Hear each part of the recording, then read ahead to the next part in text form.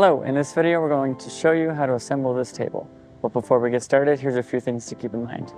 Make sure you have enough time to put this together. A second person can be helpful.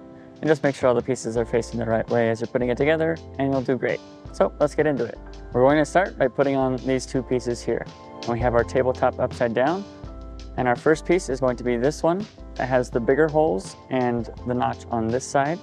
And that's going to go facing up like this. And we're going to take some of our bolt, and with all of our bolts we're going to put on the little washer first and then the bigger washer second, and these will go into these 4 holes.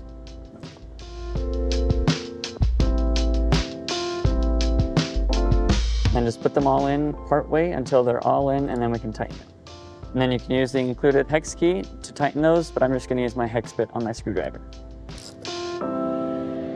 Okay, and then we'll go ahead and put on this other piece, and this notch will be facing down and cross over it like this.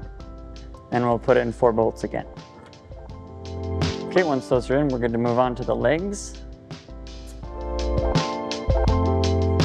And we'll start with this leg that has the notch facing like this.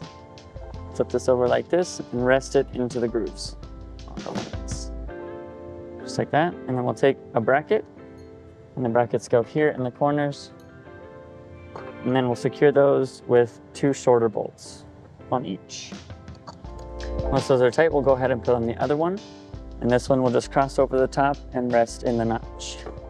And then we'll do the same thing with the brackets. And then the last thing we'll do is take our last long bolt, and that goes in here through the bottom. Okay, that's all tight. The last thing is these feet on the bottom are adjustable if you need to level out your table.